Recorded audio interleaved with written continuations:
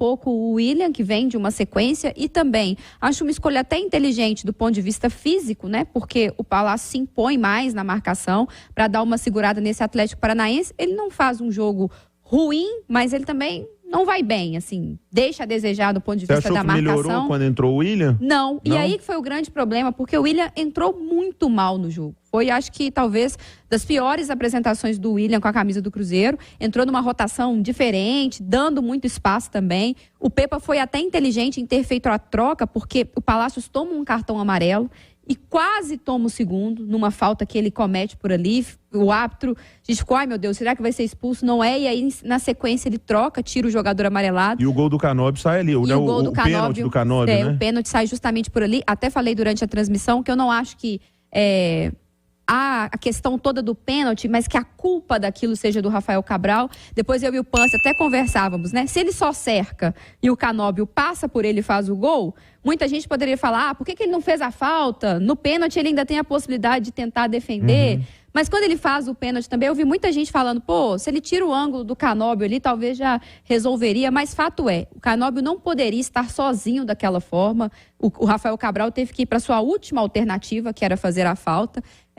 O Cruzeiro que cedeu muitos contra-ataques ao Atlético Paranaense no segundo tempo. Foi muita bola longa para Vitor Roque, para Canóbio. O Cruzeiro estava tomando sufoco nisso, mas também porque de alguma forma estava exposto, né? Estava buscando o jogo. O Cruzeiro toma um empate, no minuto seguinte ele mandou uma bola na trave com o Alisson. Pecado, né? Bola maravilhosa do Nicão. Do Nicão, que foi o grande momento do Nicão no jogo, que não entrou péssimo, mas entrou longe do Nicão que a gente gostaria que fosse, mas teve esse grande momento do passe. Ele poderia inclusive ter sido fominha, tentado chutar e tal, mas ele passa para o Alisson que manda na trave e depois o gol do Wesley sai.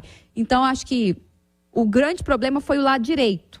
E isso prejudicou o Cruzeiro e o Castan também não estava numa tarde de Luciano Castan, não. Tava dando umas titubeadas, teve uns passes que ele foi dar o bote, errou, e a bola acabou sobrando pro atacante do Atlético Paranaense. Acho que isso influenciou muito. Mas o ponto mais positivo é o setor ofensivo. E sabe o que me chamou a atenção, Léo? Até falei isso na transmissão. O Cruzeiro já teve jogos em que ele teve Henrique Dourado e Gilberto juntos, em segundo tempo, ali na hora que o Pepa ia pro desespero mesmo, tentar tudo, e não tinha tanta presença de área como teve jogando sem um homem de referência. Porque os 2 gols que o Arthur Gomes faz são gols de atacante de área. O que ele recebe no segundo poste, então, que vem o cruzamento do Wesley, muito inteligente, né? Porque quando ele percebe que o Wesley vai cruzar na área, alguém tem que aparecer lá. Então, em vez de ele ficar aberto do outro lado, ele fecha o segundo pau para poder receber, para poder finalizar. Acho que isso é um ponto muito positivo. Ele tem velocidade, ele vai para cima da marcação, mas gostei muito dele também dentro da área. Ô, Du, eu quero te perguntar sobre posicionamento e sobre esse novo ataque, sobre o Lucas Silva no meio-campo, mas antes, a Natália falou do Rafael Cabral. Eu acho que não tem como criticar o Rafael Cabral pelo pênalti, cara. É uma fração de segundo ali que o goleiro sai. Eu não acho que ele saiu para fazer o pênalti. Tanto que acaba que a perna dele que atinge, e o Canóbio foi esperto. O Canóbio também dá aquela deixadinha ali. Não acho que ali não dá para criticar goleiro, cara. Cara a cara com o atacante. É lógico que a gente tem goleiros espetaculares na história e hoje no futebol mundial que talvez teriam uma atitude diferente. Mas com toda a sinceridade, não vejo motivo para criticar o Rafael, não. Não, eu nem ouvi pessoas criticando o Rafael por conta desse pênalti, que é muito discutível, cara.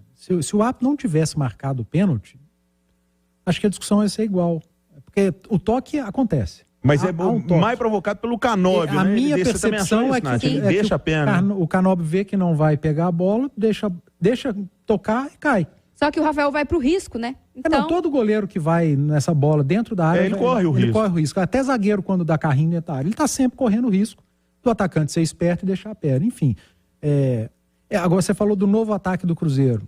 Vai permanecer? Pois é, minha pergunta é essa. Você acha que tem que permanecer? E o Bruno aí? Não, já tem que mudar, Rodrigues? né? Porque o Wesley tá fora do... Aí volta o Bruno, por exemplo. Amarelo. Quem vai jogar na direita? Eu colocaria o Bruno Rodrigues.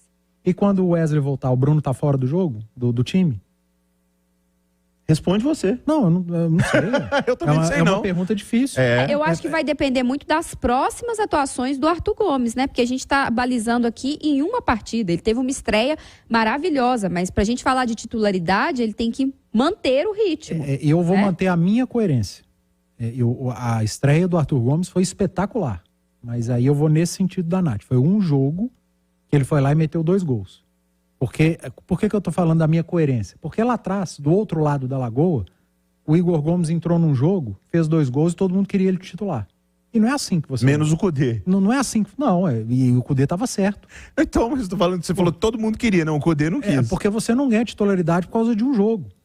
Por mais que você tenha ido muito bem no jogo. Tem outro cara que estava indo bem. Naquela época era o Johan. É isso que eu ia falar. A não ser que o cara que estivesse no time estivesse jogando mal. Você entrou, fez 2 gols, você fica. O Johan estava bem. E o Bruno Rodrigues é um cara importante. Então, sinceramente, eu tenho essa dúvida. Para esse próximo jogo, não vai ter problema, porque o Wesley tá fora, o Pepa vai ter que colocar alguém pro lado direito. A dúvida é, quem vai para o lado direito? Porque o Bruno é o cara do lado esquerdo. O Bruno é jogador da esquerda. E Arthur Gomes só... Perdão, viu, Du, tô te interrompendo, mas o Arthur Gomes só entrou ali porque o Bruno não podia jogar. Porque o Bruno não poderia jogar. Então eu tenho essa dúvida de quem vai ser deslocado para a direita. Tenho essa dúvida mesmo. O Vital vai continuar centralizado? Diante de um Botafogo que é um time que não tem constrangimento nenhum em não ter posse? E o Lucas Silva segue no meio? Vai continuar, o Pepa vai seguir com um cara leve no meio da zaga do Botafogo? Ou para esse jogo do Mineirão ele volta com o centroavante? Porque o Botafogo é um time que está entre os 6 ali com menos posse no campeonato. Se você pegar os times que têm menos posse no campeonato... Tem mais ponto. Quase todos eles ganharam do Cruzeiro. Ou não perderam do Cruzeiro. O Coritiba tem menos posse, não perdeu. O Cuiabá ganhou. O Goiás ganhou.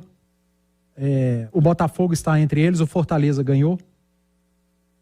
Então é um jogo que o Cruzeiro... Com esse número que você falou, eu quero mudar meu palpite lá na Batalha KTO. É um adversário que tira o jeito de jogar desse Botafogo e que é muito eficiente.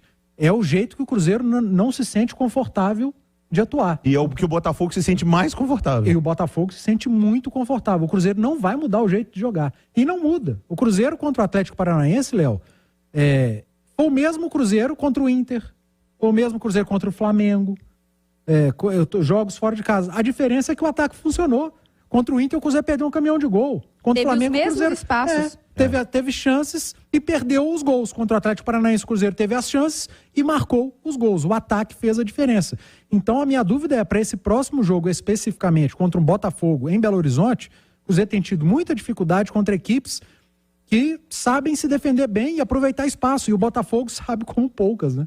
A gente falou aqui de Fortaleza. O Botafogo é quem sabe melhor. Ele é o melhor de todas elas para fazer esse tipo de jogo. Então eu tenho dúvidas se o Pepa não vai mexer nesse time. Vai ter mexidas obrigatórias. O Rafael Cabral não joga, o Wesley não joga.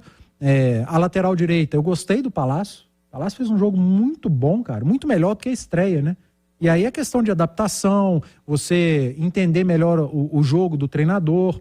E isso me leva a entender também o porquê do Pepa ter atrasado um pouco a estreia do Lucas Silva. O cara tinha acabado de chegar, deixa ele ter 3, 4, 5 sessões de treino.